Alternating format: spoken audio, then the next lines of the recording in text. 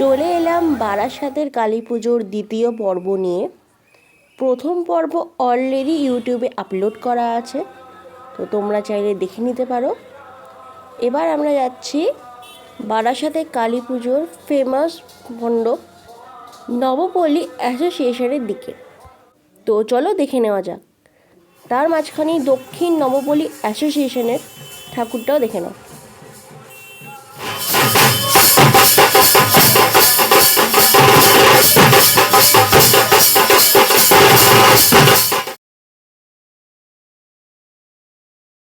এবারের এই ঠাকুরটি এটা দেখতে পাচ্ছ, এটা নবপল্লী অ্যাসোসিয়েশনের দিকে যেতে যে রাস্তাটা পড়ছে সেই রাস্তার উপরেই এটা ছিল। বিশ্বকর্মা জুয়েলার্সের অপোজিটে এই পুজোটা হচ্ছিল। এটা বিবেকানন্দ মোড়, যেখানে বিবেকানন্দ স্ট্যাচুটা আছে। স্ট্যাচুটার ক্রস করে বাঁদিকে রাস্তা ঢুকে এই দিকে সোজা। এবছরের নবপল্লী অ্যাসোসিয়েশনের থিম ছিল বৃন্দাবনের চন্দ্রোদয় মন্দির। এই মন্দিরের অনুকরণে এই বছরের ওদের পুজো প্যান্ডেলটি তৈরি করা হয়েছিল।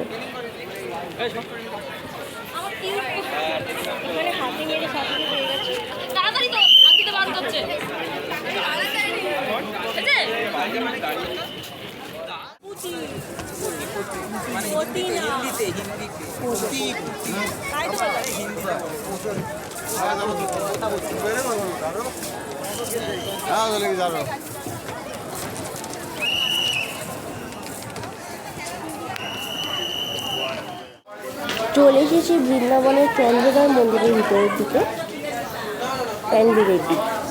ভিতরে অন্দরসজ্জাটা দেখে নাও, আর এখানে লোকেদের ভিড়ও দেখো। কি সুন্দর নিখুঁত শিল্পীদের কাজ। তোমরা জানিও কমেন্টে যে আসল যে চন্দ্রোদয় মন্দির তোমরা কারা কারা গেছিলে বৃন্দাবনে।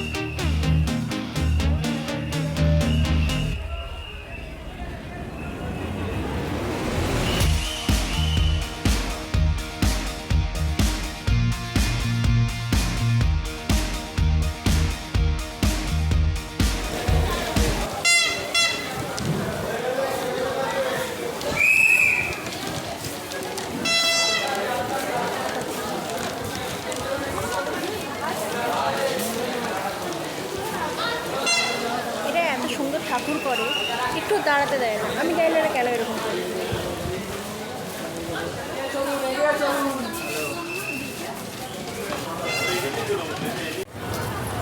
এই যে বিবেকানন্দের স্ট্যাচুটা, এই পাশে বাম দিক দিয়ে আমি ঢুকলাম, এখানে ঠিক তার অপোজিটে এই যে নবপল্লী ব্যায়াম সমিতি।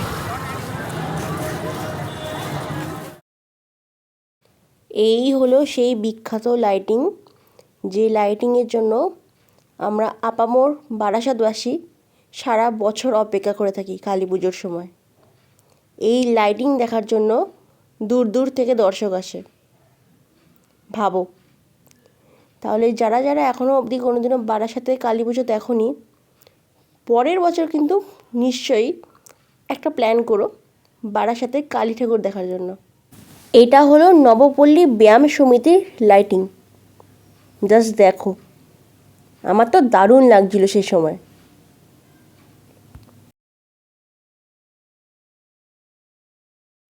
চলে এসেছি নবপল্লী ব্যায়াম সমিতির পুজো মণ্ডপে। দূর থেকে এখানে মাকে দেখতে পাওয়া যাচ্ছে, তো চলো ভিতরে যাওয়া যাক। চারিদিকটা ভালো করে একবার দেখে নাও।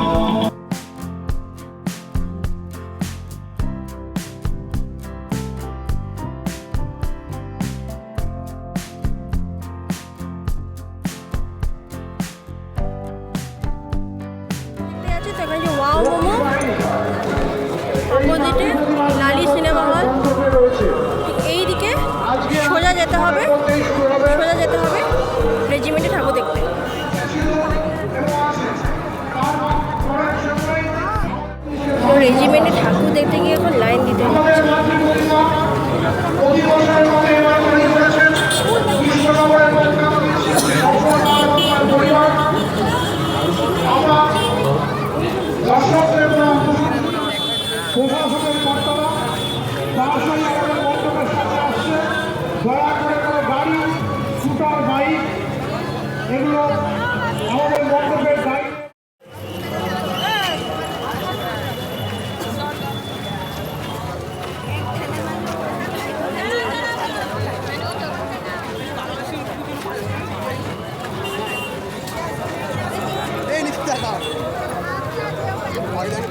এই বছর বারাসাতের রেজিমেন্ট ক্লাবের থিম ছিল তিরুপতি বালাজি মন্দির।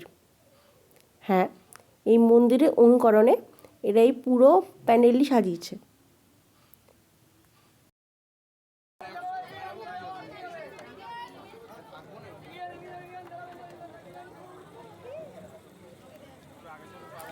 এই যে মা কালীর মূর্তিটি দেখা যাচ্ছে, এখানে একটি জনপ্রিয় জুয়েলারি কোম্পানি 70 কেজি সোনার গয়না দিয়ে মাকে সাজিয়েছেন। হ্যাঁ, এবারে যে রেজিমেন্ট ক্লাব, এটাই তাদের আকর্ষণ। দেবী মাকে 70 কেজি সোনার গয়না দিয়ে সাজানো হয়েছে।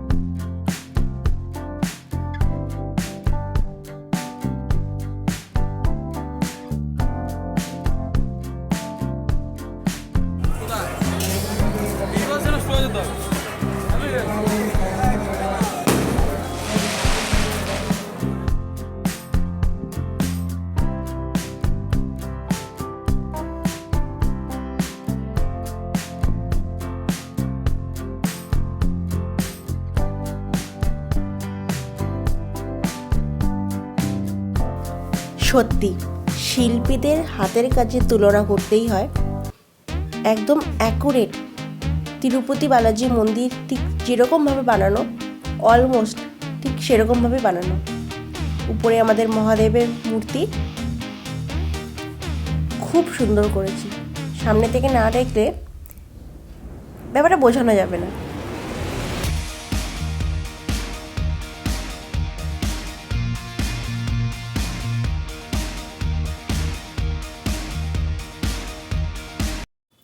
এরপরে আমি চলে এসেছি পায়োনিয়ার অ্যাথলেটিক ক্লাবে। জাস্ট লাইটিং দেখো, ওয়াও ওয়াও।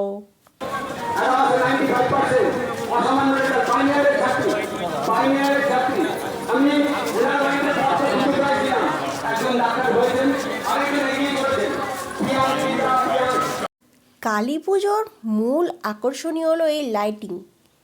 আর এই সন্ধেবেলা বা রাতের বেলা ঠাকুর দেখার যা মজা, সেটা বলে বোঝানো যাবে না। তাই যারা আমার মতো ঠাকুর দেখতে ভালোবাসো, তারা সবসময় সন্ধেবেলা বা রাতের বেলাটাকেই প্রেফার করবে। লাইটিং দেখো আর সেই আনন্দ পাও। তো আমি এবার লাইনে যাচ্ছি। ভিড় তো থাকবেই, ঠাকুর দেখতে যাবো আর ভিড় থাকবে না সেটা তো হতেই পারে না। বাট এই ভিড়টাতে যাওয়া যায়। তো এটাই হলো পায়োনিয়ার অ্যাথলেটিক ক্লাবের এন্ট্রি গেট। সব দর্শনার্থীরা সব একে একে ভিতরে প্রবেশ করছে।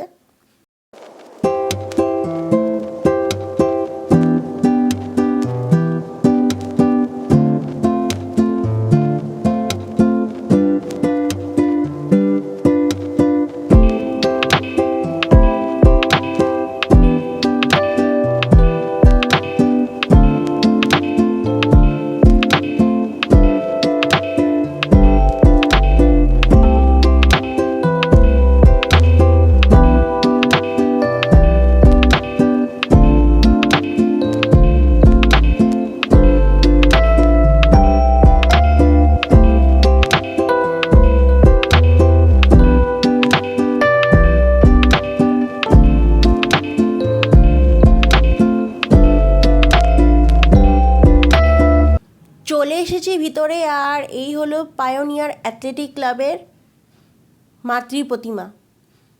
কি সুন্দর মায়ের মুখখানা, চোখ জুড়িয়ে গেল। প্রচুর ভিড়, বা তাও শান্তিভাবে মাকে দেখা যাচ্ছে।